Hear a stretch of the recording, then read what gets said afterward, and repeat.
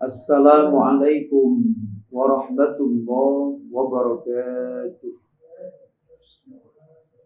A'udzu billahi minasy syaithanir rajim. Bismillahirrahmanirrahim. Bismillahi ma Allah la quwwata illa billah. Masya Allah kullu ni'matin minallah. Masya Allah al khair kulluhu biyadillah. Masya Allah la yasrifus su'a illallah. Asyhadu an la ilaha illallah wahdahu la syarika lah. Wa asyhadu anna Muhammadan abduhu wa rasuluh la nabiyya ba'dah. Allahumma salli wa sallim wa barik ala sayyidina Muhammadin wa ala alihi wa sahbihi ajma'in. Amma ba'du, subhanaka la ilma lana illa ma 'allamtana innaka antal alimul hakim. Wa qala Rasulullah sallallahu alaihi wasallam min husni islamil mar'i tarkuhu ma la ya'ni. Sadaqallah wa sadaqa rasuluh wa ma zadana illa imanan wa taslima. Allahumma iftah lana hikmatak wansur alaina rahmataka min khazani rahmatik ya arhamar rahimin ya arhamar rahimin ya arhamar rahimin walhamdulillahi rabbil alamin. Alhamdulillah, takdir Allah azza wa jalla, kita semuanya diberikan karunia berupa iman, Islam, kesempatan dan kesehatan sehingga bisa menjalankan rangkaian ibadah terutama di bulan suci Ramadan ini. Mudah-mudahan semua amal ibadah yang sudah, sedang dan akan kita laksanakan senantiasa diterima dan mendapat ridho dari Allah tabaraka wa ta'ala. Amin Allahumma amin. Ada hal yang menarik untuk kita teliti pada kesempatan kali ini, di mana di dua ayat Al-Quran, yang pertama surah Al-Baqarah ayat 21, kemudian yang kedua surah Al-Baqarah ayat 183, di mana penghujung dua ayat ini itu sama, yaitu la'allakum tattaqun. Yang kita cermati adalah untuk 183 itu secara khusus tentang puasa. Adapun ayat 21 itu secara umum terkait dengan ibadah. Saya bacakan ayatnya. Untuk ayat 21, Allah tabaraka wa ta'ala berfirman, A'udzubillahi minasyaitonir rajim. Bismillahirrahmanirrahim. Ya ayyuhan nasu u'budu rabbakumul ladzi khalaqakum. Wa'budu rabbakumul ladzi khalaqakum wal ladzina min qablikum la'allakum tattaqun. Hai manusia, beribadahlah atau sembahlah Tuhan kalian yang telah menciptakan kalian dan orang-orang yang sebelum kalian, la'allakum tattaqun, agar kalian bertakwa. Jadi ayat 21 ini menegaskan bahwa seluruh ibadah yang diperintahkan oleh Allah Ta'ala itu tujuannya adalah meraih derajat takwa. Kemudian kalau 183 masih di surah Al-Baqarah, Allah berfirman, Ya ayyuhalladzina amanu kutiba alaikumus siyam kutiba alaikumus syiyamu kama kutiba alal ladzina min qablikum la'allakum tattaqun. Hai orang-orang yang beriman, diwajibkan atas kalian berpuasa sebagaimana diwajibkan atas orang-orang sebelum kalian agar kalian bertakwa. Menariknya dua ayat ini adalah kita tidak menjumpai ada ayat yang menyebutkan sholatlah kalian agar kalian bertakwa, atau zakatlah kalian agar kalian bertakwa, atau bahkan hajilah kalian agar kalian bertakwa. Tapi yang ada itu adalah puasalah kalian agar kalian bertakwa. Bagaimana kita menyikapi hal ini? Di mana di ayat 21 perintah secara umum bahwa ibadah itu akan meraih predikat takwa, sementara 183 puasa itu meraih predikat takwa. Untuk memahami hubungan dua ayat ini, saya kutipkan dawuhnya Asy-Syaikh Abdurrahman Nasir As-Sa'di dalam tafsirnya. Beliau menyatakan bahwa fa inna siyam min akbari asbabit taqwa li'anna fihi imtithalu amrillah wajtinabun nahyi. Jadi kata kuncinya, karena sesungguhnya puasa itu merupakan sebab yang paling kuat. Jadi dalam bahasa beliau, min akbari asbab, sebab yang paling kuat untuk meraih derajat takwa. Kalau kita cermati, nanti kita akan adakan analisa secara mendetail sebenarnya hubungan antara puasa dengan capaian derajat takwa itu seperti apa. Kalau kita cermati Al-Quran, ciri-ciri orang yang bertakwa itu disebutkan oleh Allah Tabaraka wa Ta'ala di beberapa ayat.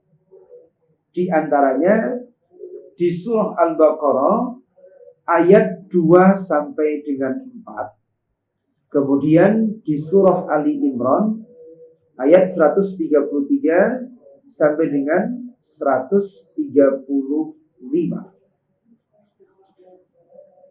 Kalau standar kita 2 ayat ini saja, artinya ayat 2 sampai 4 Al-Baqarah dan ayat 133 sampai 135 surah Ali Imran, itu kita dapati ada 10 ciri orang yang bertakwa.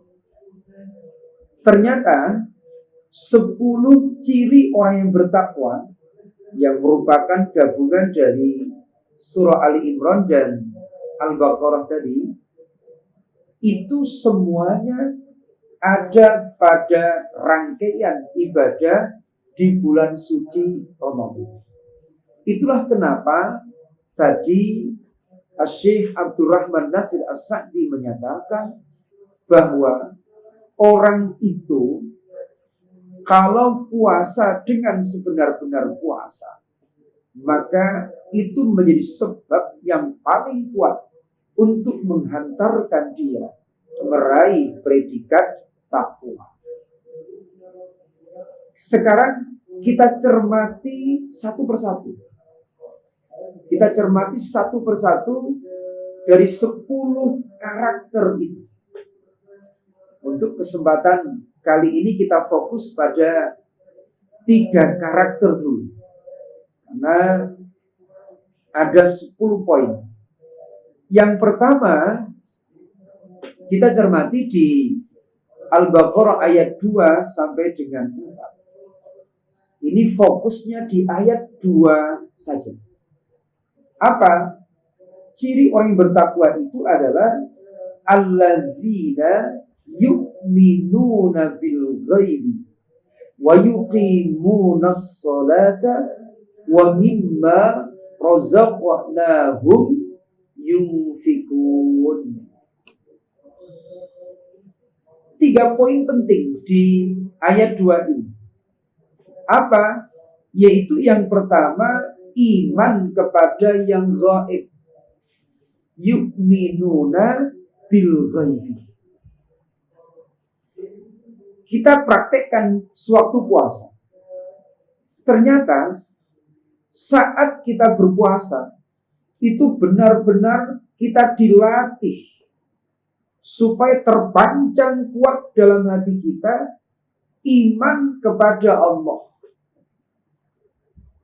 iman kepada malaikatnya Allah, iman terhadap pembalasan Allah di hari kiamat nanti. Jadi ketika orang itu praktek iman kepada yang gaib ini, ketika puasa, insya Allah dia akan punya karakter yang luar biasa.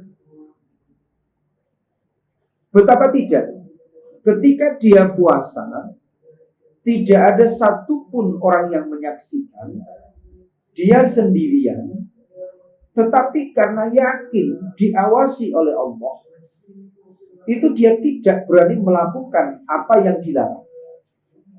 Meskipun makan makanan miliknya sendiri, minum minuman miliknya sendiri. Bagi yang sudah menikah, kumpul dengan istrinya sendiri, itu tidak berani dia lakukan, meskipun tidak ada orang yang melihat, karena yakin dilihat oleh Allah. Itu latihan yang hebat selama Ramadan sebenarnya. Artinya apa? Yu'minuna bil ghaib, yaitu berusaha menancapkan dalam hati kita dimanapun kita berada, kuwi kudu yakin ditingali dipun pirsani kalian Gusti Allah. Inilah namanya muraqabatullah. Ini kalau setiap orang yang berpuasa itu punya seperti itu, maka insya Allah apapun profesinya, apapun pekerjaannya, itu akan selamat. Tidak akan berani macam-macam. Makanya ada sebuah kisah yang sangat terkenal. Sebenarnya kisah ini dimuat oleh Al-Imam Al-Qusairi dalam karyanya Ar-Risalah Al-Qusairi, di mana ada seorang syekh di situ punya beberapa santri. Tapi ada satu santri yang begitu dekat dengan sang kiai, sang syekh, sehingga menjadikan santri-santri yang lain merasa iri karena kedekatannya. Akhirnya seluruh santri dikumpulkan oleh sang kiai. Kisah ini sering diceritakan oleh para ulama. Setelah dikumpulkan bersama, sang kiai ini memberikan tugas kepada 10 santri, termasuk santri yang istimewa. Apa tugasnya? Wahai santriku, ini ada ayam, kemudian juga ada pisau. Silahkan masing-masing dari kalian itu menyembelih ayam ini, terserah dimanapun boleh, tapi dengan satu syarat, jangan sampai ada yang melihat. Akhirnya 10 santri ini buyar mencari tempat yang aman. Ada yang masuk kamar disembelih, ada yang masuk gua disembelih, ada yang masuk hutan, lihat kanan kiri disembelih. 9 santri itu sebelum waktu deadline dari kiai selesai, hanya dikasih waktu 1 jam, itu sudah berhasil. Jadi membawa ayam dalam kondisi sudah tersembelih. Tetapi satu santri yang istimewa tadi itu berbeda dengan yang lain. Dia datang menghadap kiai, disaksikan santri yang lain, tapi dia dalam tanda kutip tidak melaksanakan perintah sang kiai. Karena apa? Di tangannya masih utuh ayam itu dalam kondisi hidup. Padahal perintah sang kiai disembelih. Santri-santri yang lain mencela. Katanya santri pilihan. Menjalankan perintah sang kiai saja tidak becus. Akhirnya sang kiai menyatakan, jangan menuduh dulu. Kita tanya dulu alasan dia apa. Akhirnya betul, sang kiai bertanya, kamu ini gimana? Saya perintahkan untuk menyembelih ayam, kok tidak berhasil? Kenapa? Santri tadi menyatakan, mohon maaf kiai. Perintah sang kiai tadi kan, sembelihlah ayam ini dengan catatan tidak ada yang melihat. Saya sudah berusaha kiai menjalankannya. Saya membawanya ke rumah. Meskipun tidak ada orang, tapi saya yakin dilihat oleh Allah. Saya bawa ke tempat yang lain sepi. Lihat kanan kiri tidak ada siapapun. Tapi saya ingat kiai, tetap ada yang melihat, yaitu Allah. Akhirnya kemanapun tempat itu, saya tidak berhasil menemukan tempat yang aman kiai. Semuanya diawasi oleh Allah Tabaraka wa Ta'ala. Akhirnya apa? Semua santri sadar, tahu betapa kualitas santri ini. Karena apa? Di dalam hatinya terpancar kuat muraqabatullah, yakin diawasi oleh Allah. Lah ngeten iki yu'minuna bil ghaibi ini. Iman kepada yang gaib itu betul-betul dilatih ketika kita puasa. Makanya nek wong kuwi posone tenang, kemudian dia terapkan itu dimanapun dia berada, selamat. Cuma persoalannya dia tidak paham. Yu'minuna itu menggunakan fi'il mudhari'. Fi'il mudhari' itu maknanya simple, ya. Jadi simple future dan juga present continuous. Artinya sedang dan akan. Itu kemudian dipahami senantiasa dan terus-menerus. Kudune saat ini, di masa yang akan datang, di rumah, di kantor, di kampus, itu selalu senantiasa dan terus-menerus merasa diawasi oleh Allah. Kalau itu terjadi, Masya Allah, selamat. Tidak berani macam-macam orang. Makanya ciri orang yang bertakwa yang pertama, iman kepada yang gaib, itu benar-benar dilatih dengan kuat sewaktu Ramadan ini. Makanya tadi kutiba alaikumusiyam kama kutiba alladziina min qablikum la'allakum tattaqun. Ini ciri yang pertama. Ciri yang kedua yaitu wa yuqimunas shalah, menegakkan sholat. Apa kaitannya dengan Ramadan? Masya Allah.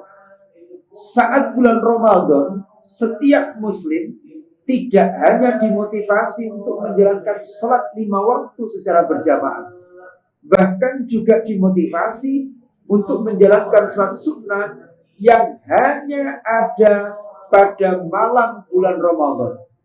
Jadi Ramadan itu punya sholat yang tidak dimiliki oleh bulan-bulan yang lainnya. Nopo, yaitu sholat tarawih yang memang jumlah rokaatnya di masyarakat beda-beda. Tapi jumhur ulama itu menyebutkan angka 20, terutama dalam mazhab Syafi'i. Nah, artinya apa? Itu mukmin dilatih untuk menegakkan sholat. Ketika sholat 1 rakaat minimal 2 kali sujud. Maka wa yuqimunas shalah, menegakkan sholat itu benar-benar dilatih ketika orang itu berpuasa, ketika orang itu berada di bulan Ramadan.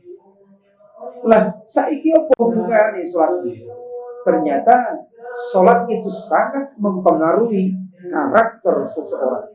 Karena dengan sholat itu sebenarnya innas sholata tanha anil fahsya'i wal munkar.